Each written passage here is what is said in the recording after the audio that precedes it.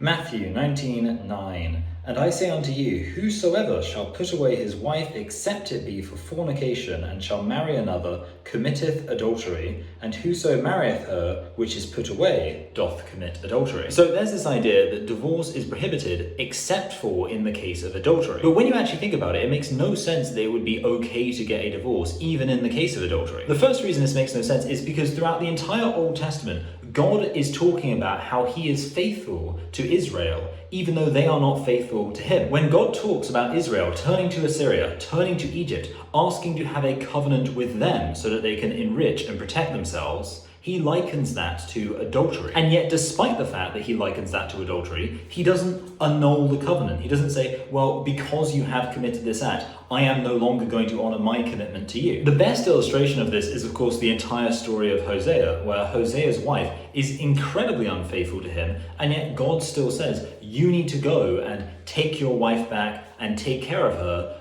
as a picture of the relationship that he has to Israel. So if that is the biblical standard, specifically with reference to a commitment you make to someone that they are being adulterous with regards to, why on earth would it make sense for in the actual case of marriage itself, you're allowed to completely turn away from it because of adultery? Putting aside the issue of the covenant, obviously there's this huge idea in Christianity you are supposed to forgive people. So again, if somebody makes a mistake and they are unfaithful in a marriage, it would be contrary to Christian ethics to say that's the one mistake that just can't be forgiven. You still have the same obligation to forgive them that Christians have to all their brothers and sisters. And of course, all the reasons why divorce is a bad thing, like it's breaking a vow that you have made, that it is harmful to children, that it is harmful to society, none of that goes away because someone has committed adultery. So if it was always terrible to get divorced before then, two wrongs don't make a right. There's this idea that some Christians have that adultery is the exception by which you are now permitted to get divorced. But of course, the Bible doesn't actually say adultery. What it says is fornication, which can be otherwise translated to sexual immorality. And what this actually means is a topic to be explored in more detail another time. But long story short is it's probably talking about the relationships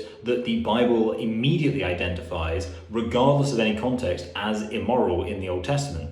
And essentially, those would be incestuous relationships, relationships where people just shouldn't be getting married in the first place. But if there is nothing initially wrong with you getting married to someone, and now you are married to them, you have to continue that commitment. And everything we have in the Bible available to us tells us that that commitment isn't okay to renege on just because one person in that relationship ends up committing adultery.